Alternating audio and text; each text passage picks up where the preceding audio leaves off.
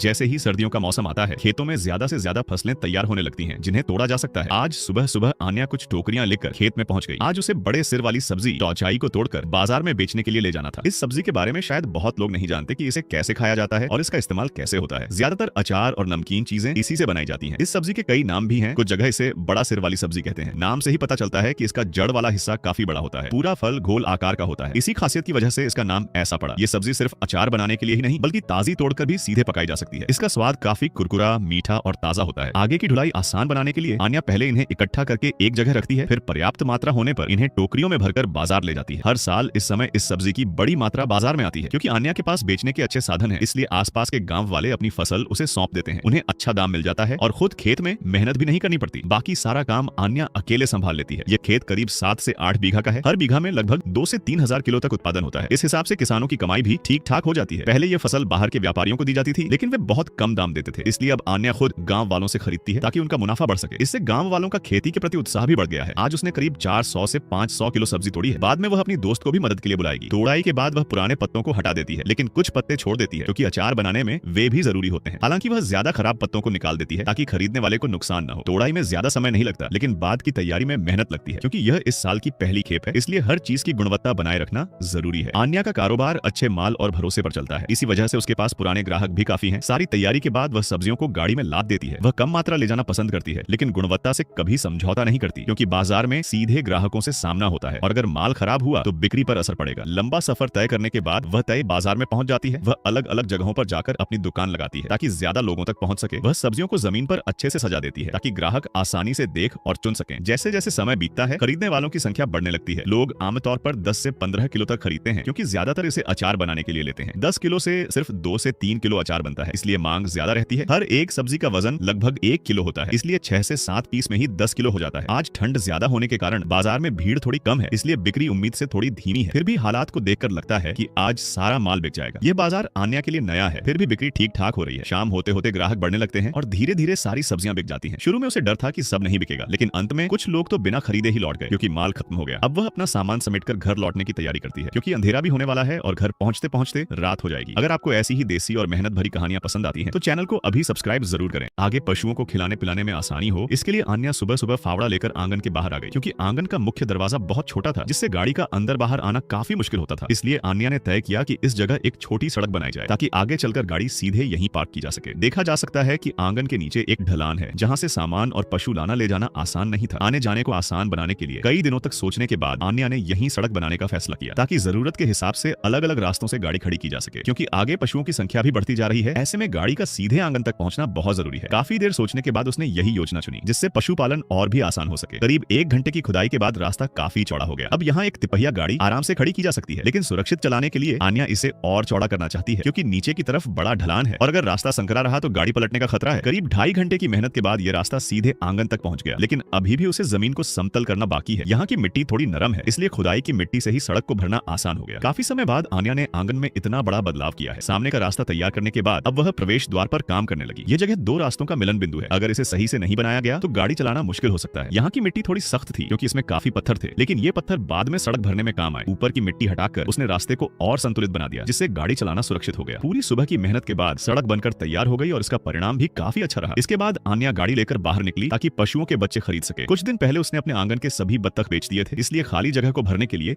वह तुरंत गांव वालों के पास पहुंची। यहाँ उसे तैयार बत्तख के बच्चे मिल गए और वह अक्सर यहीं से खरीदारी करती है। साल में लगभग 2 से 3 बार बत्तख तैयार होते हैं और कभी कभी वह उनकी बिक्री में भी मदद करती है, इसलिए दोनों के बीच अच्छा संबंध बन गया है। आज उसने करीब 50 बत्तख के बच्चे खरीदे और उन्हें अच्छे दाम में मिला। बत्तख के बच्चों को पिंजरे में रखने के बाद वह उन्हें गाड़ी से घर ले जाने लगी, लेकिन वह सीधे घर नहीं गई, बल्कि दूसरे गांव वाले के यहाँ पहुंची, जहाँ से वह छोटे काले सुअर खरीदना चाहती थी। गांव वाले ने उसे सुअर दिखाए और उनके आकार और गुणवत्ता से वह संतुष्ट हो गई, इसलिए उसने कुछ सुअर खरीदने का फैसला किया। आन्या को काले सुअर पालना ज्यादा पसंद है। भले ही उनका बढ़ने का समय ज्यादा हो, लेकिन उनमें बीमारी कम होती है, इसलिए वह इन्हें ज्यादा पसंद करती है। सभी सुअर इकट्ठा करने के बाद उसने भुगतान किया और घर लौट आई। थोड़ी ही देर में वह आंगन के बाहर पहुंच गई, जहाँ गाड़ी घुमाने की जगह भी मिल गई और नई बनी सड़क काम आ गई। इस सड़क से अब सामान लाना ले जाना आसान हो गया है और गाड़ी सीधे आंगन में आ सकती है। गाड़ी खड़ी करने के बाद उसने छोटे सुअरों को अलग पिंजरे में रखा, ताकि उन्हें बड़े सुअरों से अलग पाला जा सके। पहले बनाए गए सुअर के बाड़े का परिणाम भी अच्छा रहा, जिससे सफाई और देखभाल आसान हो गई और अब आंगन पहले जैसा गंदा नहीं रहता। इन दिनों के बदलाव से आंगन काफी बेहतर हो गया है और गाड़ी सीधे बत्तख के बाड़े तक जा सकती है। अभी खरीदे गए बत्तख के बच्चे सीधे बाड़े में छोड़ दिए गए और उन्होंने जल्दी ही नए माहौल में खुद को ढाल लिया। आन्या के लगातार सुधारों से आंगन में पशुओं की संख्या बढ़ती जा रही है और आगे भी इसमें सुधार जारी रहेगा। धीरे धीरे यह आंगन एक बेहतरीन और व्यवस्थित फार्म बनता जा रहा है। अगर आपको ऐसे ही जबरदस्त देसी लाइफ और फार्मिंग वाले वीडियो पसंद आते हैं तो अभी चैनल को सब्सक्राइब कर लो, क्योंकि आगे जो होने वाला है वो और भी मजेदार होने वाला है। आन्या सुबह सुबह अपना सामान लेकर घर से निकल पड़ती है। वह चाहती है कि बारिश आने से पहले जंगल से कुछ ऐसी चीजें ढूंढ ले जिन्हें बेच सके। इस घने उष्णकटिबंधीय जंगल में कई अनमोल चीजें छिपी होती हैं। इस समय जंगली फलों का मौसम है। अगर किस्मत अच्छी रही तो कुछ मिल सकता है और आज का दिन आसान हो जाएगा। जगह ज्यादा दूर नहीं थी, इसलिए वह पानी और खाना साथ नहीं लाई, लेकिन आधा दिन बीत गया और उसे एक भी फल नहीं मिला। अब उसे जंगल के और अंदर जाना पड़ेगा। वह सोच रही थी कि अगर फल नहीं मिले तो कोई और चीज मिल जाए तो भी ठीक है। जैसे जैसे वह अंदर गई, पेड़ पौधे और घने होते गए, इतने कि पूरा शरीर ही ढक गया। तभी एक ढलान के पास उसकी नजर एक अजीब पौधे पर पड़ी। उसकी जड़ों में नुकीले कांटे थे, जैसे किसी जानवर के दांत। साधारण लोगों के लिए वह बस एक पौधा था, लेकिन आन्या जानती थी कि यह खास है। उसकी बेल में काफी पानी भरा होता है, जैसे प्रकृति ने जंगल में रहने वालों के लिए पानी का इंतजाम कर रखा हो। और इसके उपयोग सिर्फ यहीं तक सीमित नहीं है। आन्या ने अपनी छुरी से उसकी जड़ काटी और पूरी बेल को खींचकर नीचे गिरा लिया। उसकी चिकनी सतह बिल्कुल सही सलामत थी। उसमें भरा पानी उसकी खुद की मात्रा से लगभग 3 गुना था। उसने मेहनत करके उसकी बाहरी परत हटा दी ताकि उसे नीचे ले जाकर इस्तेमाल किया जा सके। फिर एक डंडी से नापकर उसने लंबी बेल को 1-1 मीटर के टुकड़ों में काट दिया। कांटेदार हिस्सों को भी उसने फेंका नहीं, बल्कि पत्तियां हटाकर उन्हें संभाल कर रख लिया। काम करते करते उसे बहुत प्यास लगी। तभी बेल के जोड़ से पानी की बूंदें निकलने लगी। उसने उसे चखा, मीठा और ताजगी भरा स्वाद उसके मुंह में फैल गया। इससे उसके शरीर को ठंडक मिली। पानी पीकर वह संतुष्ट हुई और जल्दी से सारी बेलें उठाकर घर लौटने के लिए निकल पड़ी। आज का शिकार बहुत ज्यादा नहीं था, लेकिन उसके लिए यह काफी था। इतने बड़े जंगल में ऐसी दुर्लभ बेल मिलना आसान नहीं होता। जंगल का रास्ता गर्म और मुश्किल था और भारी सामान लेकर उतरना और भी खतरनाक। शाम तक वह आखिरकार घर पहुंच गई। उसने बेलों को साफ किया, कुछ को 2 हिस्सों में बांटा, कुछ को पतली पतली पट्टियों में। उसके हाथों में ये साधारण बेलें धीरे धीरे सुंदर और काम के औजार बन गई। उसे एक नया विचार आया। जहां बेल सख्त थी वहां उसने उसे हल्का सा आग पर गर्म किया और फिर ठंडे पानी में डालकर उसे आकार दे दिया। इस तरह उसने एक शानदार क्लिप बना ली। कांटेदार टहनियों को भी उसने आग में तपाकर साफ करके एक खास औजार में बदल दिया, जिससे चीजों को घिसा और चमकाया जा सकता था। कुछ बेलों को उसने वैसे ही छोड़ दिया ताकि खरीदने वाले लोग खुद भी कुछ बना सकें। फिर वह अपने बनाए सामान को लेकर बाजार पहुंच गई। भीड़ कम थी, लेकिन उसने अपने सारे सामान सजा दिए। लोग आते देखते लेकिन तुरंत खरीदते नहीं थे। उसके साधारण दिखने वाले सामान रंग बिरंगे फैक्ट्री के सामान के बीच थोड़े फीके लग रहे थे। तभी एक बुजुर्ग औरत आई। उसने सामान को ध्यान से देखा, हाथ से छुआ और बिना कुछ कहे कुछ टुकड़े खरीद लिए। वह बोली कि वह घर जाकर उनसे प्राकृतिक कपड़े सुखाने की क्लिप बनाएगी। यहीं से सब बदल गया। लोगों ने समझा कि ये चीजें कितनी काम की हैं। प्रकृति की खूबसूरती, पुरानी पीढ़ी की समझदारी और इन चीजों की अनोखी बनावट ने सबका ध्यान खींच लिया। धीरे धीरे उसके सारे सामान बिकने लगे। लोग एक के बाद एक खरीदते गए। ये सिर्फ एक सौदा नहीं था, बल्कि इसमें गहरी समझ छिपी थी। जब शहर के लोग संसाधनों की कमी की बात करते हैं, तब पहाड़ों में रहने वाले लोग जानते हैं कि हर चीज का सही इस्तेमाल कैसे किया जाता है। उसके सारे सामान खत्म हो गए। उसे सिर्फ पैसे ही नहीं मिले, बल्कि लोगों की सच्ची तारीफ और खुशी भी मिली। आखिरी सामान बिकते ही उसके दिल में एक अलग ही खुशी उमड़ पड़ी। ये सिर्फ कमाई की खुशी नहीं थी, बल्कि एक गहरी संतुष्टि थी। उसे समझ आ गया कि असली कमी चीजों की नहीं, बल्कि सोच की होती है। जब भी लगे कि रास्ता खत्म हो गया है, तो बस नजरिया बदल कर देखो। सब्सक्राइब करो, अगली कहानी में फिर मिलेंगे। सुबह सुबह आन्या अपने बगीचे में पहुंची। उसने सोचा कि इन लदे हुए चकोतरा को तोड़ लिया जाए। उसने कैंची की मदद से उन्हें सावधानी से तोड़ा। शायद सही देखभाल की कमी के कारण हम देख सकते हैं कि इन फलों के बाहरी हिस्से पर काफी दाग धब्बे हैं। हालांकि दिखने में ये परफेक्ट नहीं है, लेकिन अंदर से ये फल अभी भी रसदार और मीठे हैं। आन्या जितना हो सके उतना फल तोड़ती है और खास तौर पर कम दाग वाले अच्छे आकार के चकोतरा चुनती है। यह फल आम चकोतरे के मुकाबले आकार में ज्यादा बड़ा नहीं होता और इनके बीच की दूरी भी काफी कम होती है। ये अक्सर गुच्छों में उगते हैं जो देखने में अंगूर की तरह लटकते हैं। इसी वजह से इन्हें चकोतरा कहा जाता है। जब टोकरी धीरे धीरे भर जाती है तो इन्हें पारंपरिक तरीके से बगीचे से 3 पहिया गाड़ी तक पहुंचाया जाता है। इस फल की मोटी छिलके की वजह से इन्हें सीधे गाड़ी में डाल सकते हैं, बिना इस चिंता के कि ये हिलने डुलने से खराब हो जाएंगे। चकोतरा न सिर्फ पौष्टिक होता है, बल्कि इसमें विटामिन सी भी भरपूर मात्रा में होता है, जो दूसरे खट्टे फलों से ज्यादा होता है। इसमें हल्की सी खुशबू होती है और इसका स्वाद मीठा होने के साथ थोड़ा कड़वा भी होता है, जिससे इसका स्वाद अलग और खास बनता है। इसे खाने के कई तरीके हैं। इसे सीधे खा सकते हैं या छील कर इसके टुकड़े करके भी खाया जा सकता है। इसका गूदा रस से भरा होता है और इसे काटकर डिब्बा बंद भी किया जा सकता है। इसे जूस बनाकर भी पिया जा सकता है और दूसरे फलों के साथ मिलाकर इसका स्वाद और भी बेहतर किया जा सकता है। इसे पीने पर ताजगी मिलती है और भारीपन दूर होता है। चाहे इसे सीधे खाएं या प्रोसेस करके, हर तरीके से यह उपयोगी है। आन्या की तोड़ने की गति भी काफी तेज है। वह कुछ ही सेकंड में एक फल तोड़ लेती है और तुरंत उसे टोकरी में डाल देती है। जब काफी फल इकट्ठा हो जाते हैं तो उन्हें एक साथ पैक किया जाता है। फिर उन्हें उठाकर 3 पहिया गाड़ी के पास लाया जाता है और मोटे छिलके के कारण सीधे गाड़ी में डाल दिया जाता है। इसमें किसी खास पैकिंग की जरूरत नहीं होती, बस उन्हें सही से जमा कर रखना होता है। पूरा काम तेज और आसान तरीके से हो जाता है। तोड़ने से लेकर ले जाने तक हर कदम में उसकी कुशलता साफ दिखती है। अब वह बाजार जाने के लिए तैयार है ताकि इन फलों को बेचकर कमाई कर सके। जैसे ही वह गाड़ी रोकती है, ग्राहक पूछताछ करने लगते हैं। आन्या साफ साफ कहती है कि फलों की दिखावट थोड़ी खराब है, इसलिए वह इन्हें बाजार से सस्ते दाम में बेचती है। कम कीमत होने के कारण वह खुद ग्राहकों को फल का अंदरूनी हिस्सा भी दिखाती है। जैसे ही लोग उसकी मिठास और खुशबू देखते हैं, वे भरोसा करके खरीदने लगते हैं। माहौल ऐसा हो जाता है जैसे जो पहले ले गया वही जीत गया। हर फल का एक ही दाम रखा गया है, चाहे छोटा हो या बड़ा। कुछ लोग गाड़ी के पास बैठकर अच्छे फल चुनते हैं, तो कुछ लोग जल्दी जल्दी उठाकर अपने बैग में भर लेते हैं ताकि कहीं खत्म ना हो जाए। लोग कहते हैं कि बाहरी दाग मायने नहीं रखते, असली बात अंदर की मिठास है। हर व्यक्ति कम से कम 6 से 7 फल खरीदता है और माहौल काफी जोश भरा हो जाता है। करीब आधे घंटे में पूरी एक गाड़ी चक्को चकोतरा बिक जाती है। आखिरी ग्राहक को विदा करने के बाद आन्या फिर से अपनी गाड़ी पर चढ़ती है और वापस लौटने के लिए निकल पड़ती है। अगर आपको ऐसे ही दिलचस्प और असली जिंदगी से जुड़े वीडियो पसंद है तो चैनल को अभी सब्सक्राइब करें ताकि आप कोई भी वीडियो मिस न करें। ऐसा दमदार आदमी कभी देखा नहीं होगा जो 5 साल तक जंगल में भटकता रहा और उसने वहां एक पूरा छोटा सा गांव बसाया, अपनी मेहनत से फसलें उगाई, यहाँ तक कि हर दिन खाने के लिए जंगली खाना भी भरपूर मिलता है। उसकी जिंदगी शहर वालों से भी ज्यादा मजेदार है। सुबह उठते ही हमारा जेसन फिर से अपने काम में लग जाता है और उसका मेहनती साथी भी समय पर काम शुरू कर देता है। ठक ठक की आवाज पूरे जंगल को जगा देती है। सब्जियों के बगीचे में शकरकंद की पत्तियां अब बहुत घनी हो चुकी हैं, इसलिए जेसन उन्हें साफ सुथरा करने लगता है। सबसे पहले वह सारे खरपतवार हटा देता है। उसका तरीका इतना साफ है जैसे कोई नाई बाल काट रहा हो। फिर शकरकंद की बेलों को जड़ से काट देता है और इन्हें जानवरों के चारे के लिए इकट्ठा कर लेता है। देखते ही देखते हरी पत्तियों का ढेर लग जाता है। फिर वह एक पौधे की जड़ को हल्के से हटाकर मिट्टी के नीचे झांकता है, लेकिन शकरकंद अभी छोटे हैं इसलिए अभी उन्हें निकालना सही नहीं है। लेकिन बाकी पेड़ पौधे अच्छी तरह बढ़ रहे हैं। इस साल भी फसल अच्छी होने वाली है। जमीन भले ही उपजाऊ हो लेकिन खरपतवार भी बहुत तेजी से उगते हैं। जेसन अपनी दरांती उठाता है और कुछ ही बार में सारे खरपतवार साफ कर देता है, यहाँ तक कि कपास के पौधों को भी साफ सुथरा कर देता है। लगता है वह कुछ नया उगाने की तैयारी कर रहा है। वह दूसरी जगहों को भी साफ कर देता है। हालांकि ये पौधे बहुत जल्दी फिर से उगाते हैं, अगले साल फिर खड़े हो जाएंगे। खेती का क्षेत्र बढ़ाने के लिए वह छोटे पेड़ों को भी काटना शुरू कर देता है। सोचता है कि कुछ साल बाद ये भी अच्छा पैसा देंगे, लेकिन उसके लिए ये सब आसान है क्योंकि वह इस जंगल का राजा है। वह बड़े आराम से पेड़ों को गिरा देता है। छोटे पेड़ तो उसके सामने कुछ भी नहीं। तभी उसकी नजर पेड़ पर बने एक छत्ते पर पड़ती है। वह चुपके से पास जाकर एक डंडे से हमला कर देता है, बिल्कुल बचपन की तरह जब हम छत्ता तोड़ते थे और फिर अपने शिकार को दिखाते हैं। अंदर प्रोटीन से भरे कीड़े भी होते हैं जिन्हें देखकर उसके मुंह में पानी आ जाता है। जब वह लकड़ी लेकर वापस आता है तब तक शाम हो चुकी होती है। दिन भर की मेहनत के बाद वह खाना खाकर जल्दी सो जाता है। अगली सुबह फिर वही ताजगी भरी हवा, बांस के पास पानी की धार बह रही है। जंगल की जिंदगी हर तरफ जीवन से भरी है और जेसन फिर काम पर लग जाता है। आज का काम है जमीन की सफाई और जुताई और इस टोकरी भर मक्के के बीज बोना। सारे बीज तैयार हैं, हर एक बीज जैसे आगे बढ़ने को उत्सुक है, लेकिन जेसन का पसंदीदा औजार सबसे अलग है, जो जहां जाता है वहां घास का नामो निशान नहीं छोड़ता। करीब 2.5 घंटे की मेहनत के बाद जमीन पूरी तरह तैयार हो जाती है। अब मिट्टी नरम और समतल दिख रही है। अब बारी है बीज बोने की। वह अपना छोटा बैग निकालता है, उसे कमर पर बांधता है और उसमें बीज भर लेता है। फिर हर गड्ढे में एक बीज डालता जाता है। हर बीज एक नई उम्मीद है और हर गड्ढा उसका नया घर। फिर वह अपने पैरों से मिट्टी दबा देता है। उसके हर काम में इतनी आदत और सटीकता है जैसे उसने सालों से यही किया हो। शायद इतने समय अकेले रहने के बाद उसने इस जीवन को अपनाया है और समझ लिया है कि मेहनत ही असली सहारा है, तभी जीवन स्थिर बनता है। कभी वह भी बहुत स्टाइलिश और घमंडी था, सोचता था कि सुंदरता ही सब कुछ है, लेकिन एक बार भूख से मरते मरते बचा, तभी उसकी सोच बदल गई। 3 दिन की कठिनाई के बाद उसे असली सच्चाई समझ आई और उसने मेहनत का रास्ता चुना। तभी आज वह इतना मजबूत बना है। उसने मक्का इसलिए चुना क्योंकि यह जल्दी उगता है और ज्यादा देखभाल भी नहीं चाहिए। जंगल के लिए यह सबसे सही फसल है। देखते ही देखते उसका काम लगभग पूरा हो जाता है। उसकी तेजी और मेहनत कमाल की है, जो अभ्यास से ही आती है। आज बहाया गया हर पसीना भविष्य की फसल का आधार है और एक दिन यही मेहनत सफलता में बदल जाएगी। जल्द ही यह जमीन हरे भरे मक्के से भर जाएगी और जेसन की जिंदगी और भी बेहतर हो जाएगी। अगर ऐसी ही दमदार और मोटिवेशन से भरी कहानियां देखना चाहते हो तो चैनल को अभी सब्सक्राइब कर लो और वीडियो को लाइक जरूर करो। ऐसा जबरदस्त लड़का आपने पहले कभी नहीं देखा होगा। उसने अकेले ही सिर्फ 3 साल में खाली हाथ से शुरुआत करके एक पूरा फार्म हाउस खड़ा कर दिया। उसने न सिर्फ एक लकड़ी का शानदार घर बनाया बल्कि खुद ही जमीन जोतकर खेती शुरू की, फल उगाए और मुर्गियां कबूतर पाले। इसके बाद उसने खुद ही पानी से बिजली बनाने का सिस्टम भी तैयार कर लिया और जंगल में ही आरामदायक जिंदगी जीने लगा। जैसे ही फसल का समय आया, अगले दिन सुबह जेसन अपने खेत में गया और बैंगन व बाकी सब्जियां तोड़ने लगा। अपने सपनों की जिंदगी जल्दी पाने के लिए उसने तय किया कि ये सब्जियां बाजार में बेच देगा। उसने टोकरी में बैंगन भर दिए और साथ में कुछ ऑर्गेनिक सब्जियां भी तोड़ी। टोकरी का वजन काफी ज्यादा हो गया था, लेकिन उसकी मेहनत और सपनों के सामने ये कुछ भी नहीं था, क्योंकि उसके पास सही उपकरण नहीं थे। उसने रस्सियों से सब्जियों को बांध लिया, जिससे उन्हें ले जाना और बेचना आसान हो गया और उनकी कीमत भी थोड़ी बढ़ गई। घर के कुत्ते को जिम्मेदारी सौंपकर वह तुरंत बाजार की ओर निकल पड़ा। इलाके में मशहूर होने की वजह से उसकी दुकान पर हमेशा भीड़ लग जाती थी। उसकी सब्जियां ताजा थीं और उसकी मेहनत साफ दिखाई देती थी, क्योंकि उसका खर्च सिर्फ बीज और मेहनत था और सब्जियां पूरी तरह प्राकृतिक थीं। इसलिए वह दूसरों से सस्ते दाम में बेचता था और जल्दी ही उसका सारा सामान बिक गया। कमाई से उसने कुछ चूजे खरीदे और खाने के लिए थोड़ा मांस भी लिया। रात में वह स्वादिष्ट खाना बनाने वाला था, चाहे बैंगन का भरता हो या मांस के पकवान। घर लौटकर उसने कुत्ते को नए मेहमानों से मिलवाया और उसकी जिंदगी खुशी से भर गई। थोड़ी देर आराम करने के बाद शाम होते ही उसने चूल्हा जलाया और खाना बनाना शुरू कर दिया। उसने पहाड़ से लाए पानी से चावल धोए और पकने के लिए रख दिए। इसी दौरान उसने बगीचे से बैंगन तोड़ा और उसे पकाने लगा। वह सिर्फ निर्माण में ही नहीं बल्कि खाना बनाने में भी माहिर था। खाना तैयार होने के बाद उसने थोड़ा हिस्सा कुत्ते को भी दे दिया। रात होते ही उसने सादा खाना खाया और आराम से सो गया। पिछले 2 सालों में उसने अकेले ही पूरे जंगल को साफ किया, एक शानदार लकड़ी का घर बनाया और खेती के लिए जमीन तैयार की। ये जिंदगी बहुतों का सपना है, लेकिन उसके लिए यह अभी काफी नहीं था। अपने काम को और बढ़ाने के लिए अगले दिन वह एक अधिकारी से मिला और बातचीत के बाद सस्ते दाम में एक पूरा पपीते का बाग खरीद लिया। पुराने मालिक को मजदूरों की जरूरत नहीं रही, जिससे उसका खर्च बच गया और सौदा आसानी से हो गया। अगले दिन सुबह उसने अपने घर की सफाई की और जानवरों को खाना खिलाया। काम खत्म करने के बाद वह तुरंत पपीते तोड़ने निकल पड़ा। नुकसान से बचाने के लिए उसने टोकरी में पत्ते बिछा दिए ताकि फल खराब न हो। उसकी मेहनत और समझदारी साफ दिख रही थी, मानो उसे सालों का अनुभव हो। वह हर चीज का पूरा उपयोग करता था, यहाँ तक कि पेड़ों की शाखाएं भी मुफ्त में दे देता था। उसकी मेहनत देखकर साफ है कि वह बहुत जल्द अपनी सपनों की जिंदगी जीने लगेगा। अगर ऐसी ही जबरदस्त और इंस्पायरिंग कहानियां देखना चाहते हो तो अभी चैनल को सब्सक्राइब करो।